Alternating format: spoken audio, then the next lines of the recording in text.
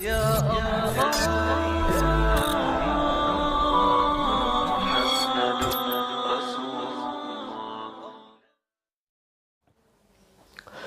اللہ الرحمن الرحیم، الصلاۃ والسلام علیک یا رسول اللہ وعلی آلک واصحابک یا حبیب اللہ۔ آج کی گفتگو ہے سماع موتیٰ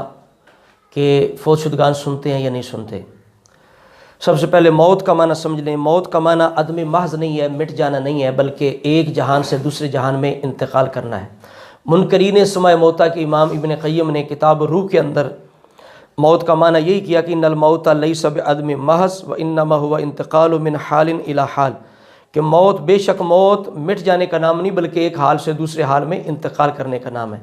یعنی اس جہان سے اگلے جہان عالم برزخ میں جانے کا نام موت ہے بس۔ باقی وہ بھی ایک زندگی ہے، اس کے اندر احساسات پائے جاتے ہیں۔ زندگی کا معنی، حیات کا معنی ہی احساس ہے، تو لہٰذا یہ موت کا معنی ہے، یہ سمجھ لیجئے۔ تو اس کے بعد یہ ہے کہ اہل سنت و جماعت کا نظریہ یہ ہے سماع موتیٰ کے بارے میں کہ سنتے ہیں اور عمومی طور پر سنتے ہیں، چونکہ قرآن پاک کے اندر ایک آیت ایسی نہیں کہ مردے نہیں سنتے، ذخیرہ احادیث کے اندر ایک حدیث ایسی نہیں کہ مردے نہیں سنتے، بلکہ قرآن مجید سورہ اعراف آیت نمبر 79-93 کے اندر صالح اور شعیب علیہ السلام کا ذکر ہے۔ انہوں نے اپنی مردہ قوم سے ہلاکت کے بعد خطاب کیا، تو جس سے ثابت ہوا کہ مردے سنتے ہیں۔ اسی طرح بخاری شریف کی آیت حدیث پاک 1370 ہے، جس میں رسول اللہ نے بدر کے مردہ کافروں سے خطاب کیا اور صحابہ سے کہا ما انتم باسمع منہم ولکن لا یجیبون، یہ تم ان سے زیادہ نہیں سنتے لیکن یہ جواب نہیں دیتے۔ تو اس وجہ سے یہ قرآن پاک کے اندر چونکہ ایک آیت ایسی نہیں کہ مردہ نہیں سنتے،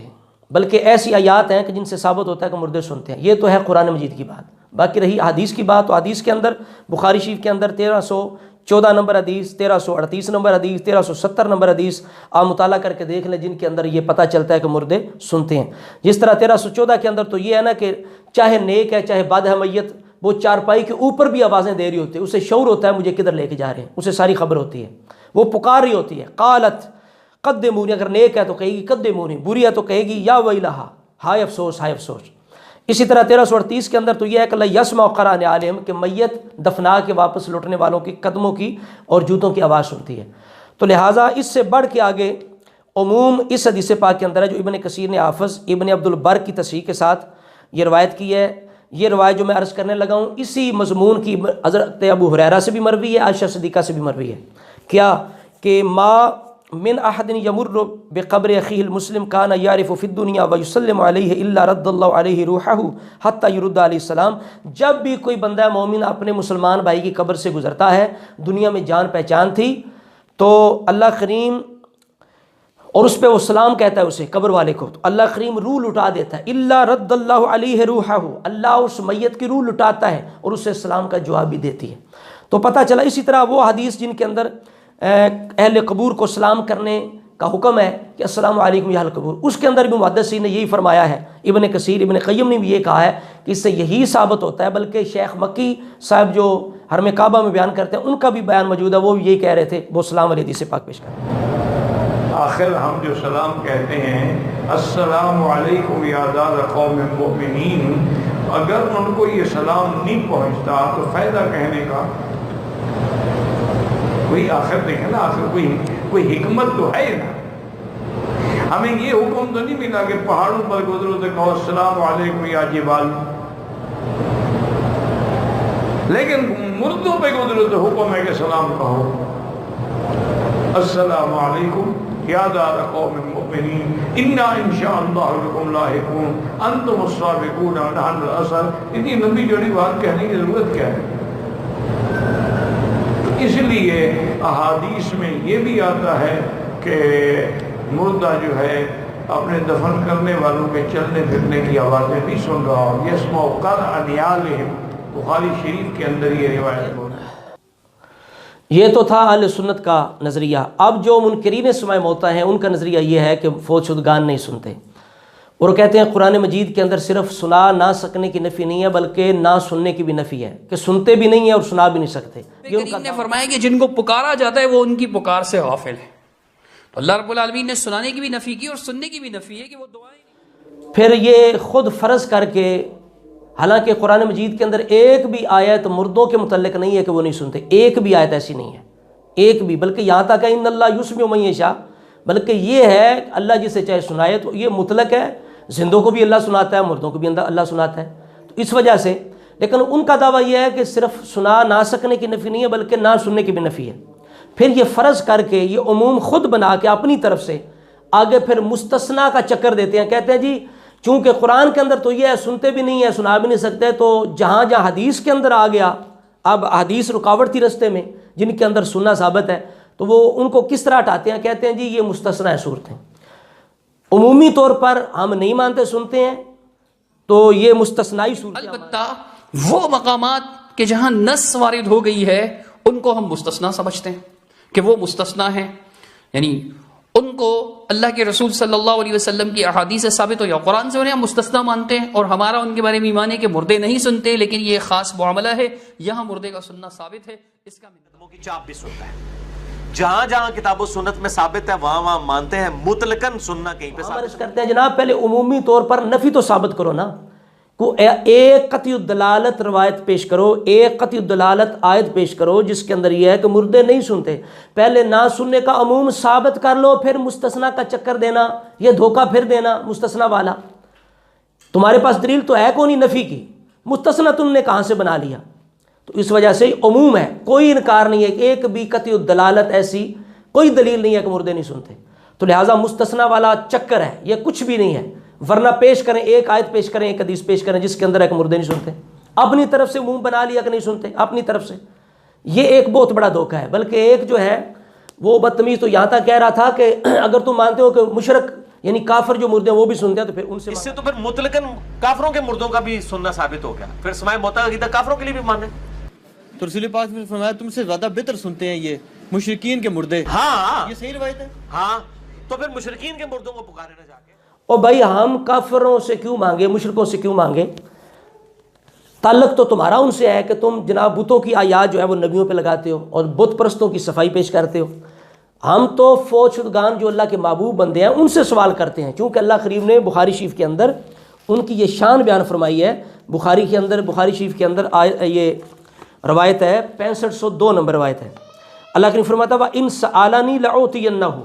اب سماعت بھی سنو، اللہ کے خاص بندوں کی سماعت، فرماتا ہے اللہ کریم جب میں انہیں محبوب بنا لیتا ہوں سمعہ الذی یسمع بہ وبصرہ الذی یبصر بہ، تو آگے اللہ تعالیٰ نے فرمایا کہ آخر میں وَإِن سَأَلَنِي لَأُعْطِيَنَّهُ، اگر مجھ سے میرا محبوب بندہ سوال کرے تو میں ضرور دیتا ہوں۔ ہم اس لیے ان سے سوال کرتے ہیں کہ اللہ نے ان سے وعدہ فرمایا ہوا ہے۔ اچھا، تو پہلے مستثنا کا جو چکر ہے نا بھائی، یہ پھر تمہارا چلے گا جب تم عمومی طور پر ان کی نفی ثابت کرو، کوئی ایک قطعی الدلالت حدیث آیت پیش کرو مردے نہیں سنتے، یہ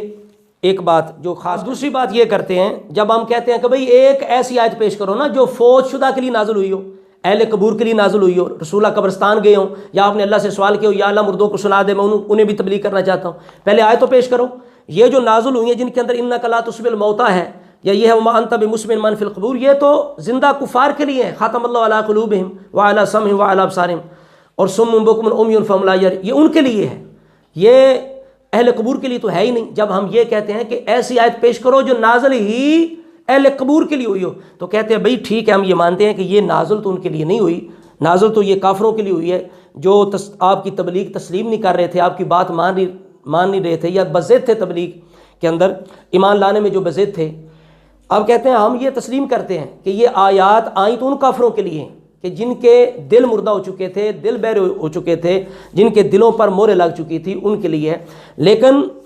چونکہ ان کے اندر مردوں سے مثال تو دی جا رہی ہے کہ یہ مردے سنتے نہیں، تو اس کا مطلب تو ثابت ہوا کہ مردے نہیں سنتے، اس لیے تو اللہ نے مثال دی۔ اگر مردے سنتے ہوتے تو اللہ انہیں مردہ کیوں کہتا؟ تو ہم کہتے ہیں یہ سنتے ہی نہیں تھے۔ کیا جن کفار کے لیے یہ آیات آئیں، ابو لہب، ابو جہل اینڈ کمپنی کے لیے یہ آیات آئیں، کیا یہ ڈورے تھے؟ اگر ڈورے نہیں تھے، سنتے تھے، تو کیا نہیں سنتے تھے؟ کیسی سماعت نہیں سنتے تھے؟ سنتے ہیں، کیا نہیں سنتے؟ ہدایت والی بات نہیں سنتے، سماع نافع نہیں سنتے، جو بات انہیں نفع دے، جس کی وجہ سے ایمان لے آئیں، ایسی بات نہیں سنتے۔ اس بات کی نفی ہے، تو جو نفی یہاں ہے وہی اہل قبور کے لیے مانی جائے گی۔ یہ نہیں کہ یہاں تو سنتے ہیں، صرف سماع نافع نہیں سنتے اور وہاں تم کہو کہ مردے بالکل نہیں سنتے۔ یہ کون سا طریقہ استدلال ہے؟ اتنا گھپلا، اتنی ڈنڈی اتنا فراڈ، اتنی اندھیر نگری، کچھ خدا کا خوف کرو، اللہ کی کلام پہ، شریعت پہ اتنا الزام۔ حضرات محترم، میں عرض کر رہا ہوں کہ یہ کہتے ہیں ٹھیک ہے لیکن تشبیہ تو دی گئی، تو میں عرض کر رہا ہوں جو چیز یہاں مانو گے، ان کی سماعت صرف نافع کا انکار کرو گے، وہی چیز وہاں ثابت ہوگی۔ ہم سے جب مطالبہ کرتے ہو کہ یہ میلاد شریف تم مناتے ہو، دکھاؤ بھائی، تو ہم سے قطعی دلالت کا مطالبہ کرتے ہو، دکھاؤ کس آیت میں کے اندر ہے اس طرح میلاد مناؤ، جھنڈیاں لگاؤ، روشنی کرو، جلسے جلوس کرو 12 ربیع الاول کو، دکھاؤ کس آیت کے اندر ہے، کس حدیث کے اندر ہے۔ اذان سے پہلے صلاۃ والسلام پڑھتے ہو، ثبوت پیش کرو، تو ہم آیات پیش کرتے ہیں، قل بفضل اللہ وبرحمتہ فبذلک فلیفرحوا، قبول نہیں کرتے، کہتے ہیں نہیں، اس کے اندر یہ کہاں ہے کہ اس طرح میلاد مناؤ۔ صلو علیہ وسلم تسلیما پڑھتے ہیں کہ اذان سے پہلے صلاۃ والسلام ہم پڑھتے ہیں، اللہ نے فرمایا صلاۃ والسلام پڑھو، تو کہتے ہیں اس کے اندر یہ کہاں ہے کہ اذان سے پہلے پڑھو۔ بھئی تم نے جب نظریہ یہ بنایا کہ مردے سنتے نہیں، تو آیت اس طرح کی پیش کرو نا، حدیث اس طرح کی پیش کرو نا، قطعی دلالت پیش کرو نا۔ سوال گندم جواب جو، اتنی اندھیر نگری، اتنا فراڈ دھوکا، اس طرح ہم نہیں چلنے دیں گے۔ ہمیں وہ ایسی دلیل لا کے دو، ہمارے سامنے وہ دلیل پیش کرو کہ جو بالکل واضح ہو، قطعی دلالت ہو کہ مردے نہیں سنتے، اہل قبور نہیں سنتے، اور نازل بھی اہل قبور کے لیے ہوئی۔ اب جب زندہ کافروں کے لیے جو آیات نازل ہوئی جن کے اندر انہیں موتا کہا گیا، ان سے کام نہ چلا، تو ساتھ اب بتوں کی آیتیں ملائیں جن کے اندر ہے کہ وہ سنتے نہیں ہیں، اور یہ ملا کے پھر جناب بار بار کہا، یہ سورہ فاطر کی آیت پڑھی کہ ان تدعوہم لا یسمعوا دعاکم ولو سمعوا ما استجابوا لکم، اگر تم انہیں پکارو تو تمہاری پکار نہ سنیں، اگر بالفرض سن بھی لیں تمہاری حاجت روائی نہ کریں، یہ جواب نہ دیں۔ یہ بار بار کہا، اگر سن بھی لیں تو جواب نہ دیں، اگر وہ سنتے نہیں ہیں سن بھی لیں تو جواب نہ دیں۔ یہ 7 بتوں کی آیتیں پڑھ کے تو پھر جا کے کام چلا، چونکہ پورے قرآن کے اندر چونکہ ایسی کوئی آیت نہیں ہے کہ مردے نہیں سنتے۔ اور اس کی پکار سے وہ قبر میں دفن ہونے والے غافل ہیں، ان کو نہیں پتہ باہر کیا ہو رہا ہے۔ اللہ رب العالمین نے یہ جو بات بیان فرمائی کہ تم نہیں سنا سکتے، تمہاری دعا نہیں سن سکتے، یعنی ان کی دعاؤں سے، یعنی جو ان کو پکارنے والے بندے، جو لوگوں کو پکارتے ہیں حاجت روا سمجھ کر، مشکل کشا سمجھ کر، رب کریم نے فرمایا کہ جن کو پکارا جاتا ہے وہ ان کی پکار سے غافل ہے۔ تو اللہ رب العالمین نے سنانے کی بھی نفی کی اور سننے کی بھی نفی ہے کہ وہ دعائیں۔ تو اب اس طرح قرآن پاک کی تعریف کر کے، تفسیر بالرائے کر کے یہ اپنا کام چلا رہے ہیں۔ اب بتوں کی ساتھ آیتیں ملائیں۔ اب اگر یہ کہیں کہ بتوں کے بارے میں نہیں ہے، تو ہم تو بھائی سلفی تفسیر پیش کر رہے ہیں۔ اگر تمہیں دعویٰ ہے کہ تمہارا سلفی مفسرین سے اور سلف الصالحین سے تعلق ہے، تو اپنے اس مسئلہ سماع موتا کو سلفی جو مفسرین ہیں، سلف الصالحین، ان سے ثابت کر کے دکھاؤ۔ اور یہ عام لوگوں کو پریشان کرنے کے لیے، انہیں رائے راست سے ہٹانے کے لیے یہ کہتے ہیں کہ قرآن اور سنت، لیکن اللہ کریم فرماتا ہے صراط الذین انعمت علیہم، یہ قرآن ہے۔ قرآن کہتا ہے مجھے اس طرح سمجھو جس طرح انعام یافتہ لوگوں نے سمجھا، حدیث کو اس طرح سمجھو جس طرح انعام یافتہ لوگوں نے سمجھا۔ لیکن ان لوگوں کا کام نہیں چلتا، اگر درمیان میں سلف الصالحین رہے تو ان کا کام نہیں چلتا، ان کو نکال کے یہ جب ڈائریکٹ جا کے قرآن سنت کی بات کرتے ہیں، اور عام لوگوں کو یہ ایک دیتے ہیں، ایک خیال دیتے ہیں کہ جناب ہم تو قرآن و سنت والے ہیں۔ تو اس وجہ سے کر کے اب یہ آیت پڑھی سورہ فاطر کی، اور کہا کہ چونکہ سورہ فاطر 22 کے اندر یہ ہے کہ یہ سنتے نہیں ہیں خبروں والے، تو لہٰذا جناب اب 14 نمبر فاطر کے اندر یہ ہے کہ وہ اگر تمہاری سن بھی لیں تو تمہیں جواب نہیں دیں گے، تو فائدہ کیا ہے؟ جو سنتے نہیں ہیں ان کو پکارنے کا فائدہ کیا ہے؟ اب یہ دیکھیے مفسرین جو سلف الصالحین معتبر تفاسیر ہے، ان کے اندر یہ تفسیر قرطبی ہے، واضح فرماتے ہیں والذین تدعوا من دونہ یعنی الاصنام، فرمایا اس سے مراد بت ہیں،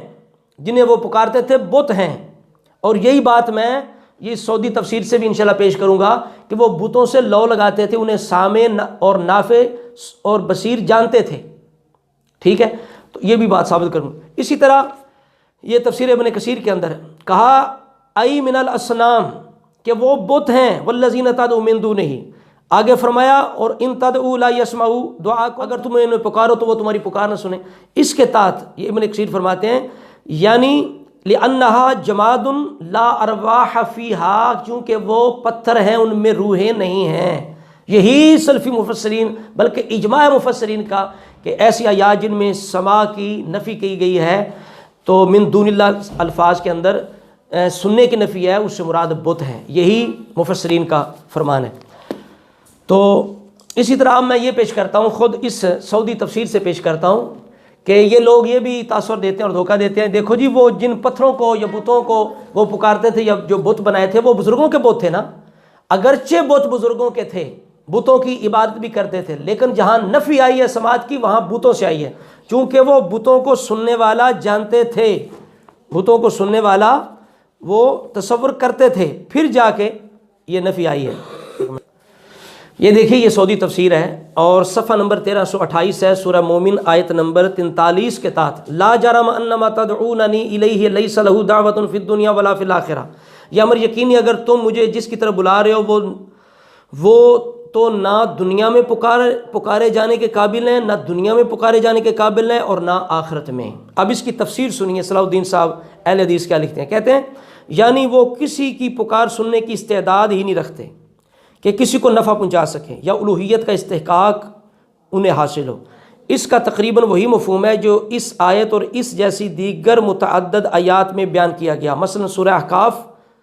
5، سورہ فاطر 14۔ اب یہاں جو تفسیر صلاح الدین صاحب کر رہے ہیں فاطر کی 14 کی بھی وہی تفسیر ہوگی، احقاف 5 کی بھی وہی تفسیر ہوگی جو مولوی صاحب نے پیش کر کے اللہ تعالیٰ معاف کرے صالحین سے سما کی نفی کی اور اہل قبور سے سما کی نفی کی اور جھوٹ بولا قرآن پاک پہ۔ اب صلاح الدین ساری یعنی آیتوں کو کہتے ہیں ایک مفہوم ہے۔ اب دیکھیے یہاں یہ بتوں کا ذکر کر رہے ہیں کہ بت نہیں سنتے، نہ یہاں سنتے ہیں نہ آخرت میں، اس لیے کہ آخرت میں تو ساری خدائی جو ہے وہ نبی علیہ الصلوۃ والسلام سے مدد مانگے گی، بخاری شریف کے اندر موجود ہے۔ سرکار پوری جتنی بھی یعنی یہ انسانیت ہے، تمام انبیاء کی امتیں وہ رسول اللہ کے پاس آئیں گی اور آپ مشکل کشائی فرمائیں گے، وہاں سنیں گے بھی، شفاعت بھی کریں گے، بلکہ علماء صالحین تمام شفاعت کریں گے۔ اب آگے کہتے ہیں یعنی آخرت میں ہی وہ پکار سن کر کسی کو عذاب چھڑانے پر یا شفاعت ہی کرنے پر قادر ہوں، آخرت کے اندر ہی وہ سن سکیں یا شفاعت کر سکیں، یہ بھی ممکن نہیں، کیونکہ وہ بہت ہے نا۔ ایسی چیزیں بلا اس لائق ہو سکتی ہیں وہ معبود بنے اور ان کی عبادت کی جائے؟ یہ دیکھیے اب دیکھیں اس سے بھی واضح تفسیر جو ہے وہ صفحہ نمبر 37 ہے، سورہ مومن کی آیت نمبر 74 ہے، من دون اللہ یعنی قالوا ضلوا عنا بل لم نکن ندعو من قبل شیئا، جو اللہ کے سوا تھے وہ کہیں گے کہ وہ تو ہم سے بہک گئے بلکہ ہم تو اس سے پہلے کسی کو بھی پکارتے ہی نہ تھے۔ اب اس کی تفسیر کے اندر کہتے ہیں پھر ان کی عبادت کا انکار کر دیں گے، جیسے دوسرے مقام پر کہتے ہیں یہ بتوں کے وجود اور ان کی عبادت کا انکار نہیں، کہتے ہیں یہ بتوں کے وجود اور عبادت کا انکار نہیں بلکہ اس بات کا اعتراف ہے کہ ان کی عبادت باطل تھی، کیونکہ وہاں ان پر واضح ہو جائے گا کہ وہ ایسی چیزوں کی عبادت کرتے تھے جو سن سکتی تھیں، نہ دیکھ سکتی تھیں، نہ اور نفع پہنچا سکتی تھیں، نہ نقصان پہنچا سکتی تھیں، نہ نفع۔ آپ دیکھیں کس طرح واضح کہہ رہے ہیں کہ یہاں بتوں کی بات ہے، جتنی آیات قرآن کے اندر ہے جس کے اندر ہے وہ سنتے نہیں ہیں، قیامت تک سن نہیں سکتے، جس طرح سورہ احقاف کے اندر ہے کہ قیامت تک جواب نہیں دے سکتے، یہ ہے کہ قیامت تک جواب نہیں دے سکتے، اس طرح کی جتنی آیات ہیں جن کے اندر یہ نفی ہے، سن نہیں سکتے، سن بھی لے جواب نہیں دے سکتے۔ تو اب واضح ہے کہ بتوں کے وجود اور ان کی عبادت کا انکار نہیں کریں گے بلکہ اعتراف کریں گے کہ ان کی عبادت باطل تھی، وہاں ان پر واضح ہو جائے گا وہ ایسی چیزوں کی عبادت کرتے رہے جو سن سکتی تھی، نہ دیکھ سکتی تھیں اور نقصان پہنچا سکتی تھی، نہ نفع پہنچا سکتی تھی۔ سمجھ آ رہی بات کی؟ تو اب دیکھیں واضح ہو گیا بالکل، یہ سعودی تفسیر سے صلاح الدین یوسف اہل حدیث صاحب نے بالکل واضح کر دیا۔ اب کوئی بندہ یہ جرأت نہیں کر سکتا، سمع موتا کا منکر جرأت نہیں کر سکتا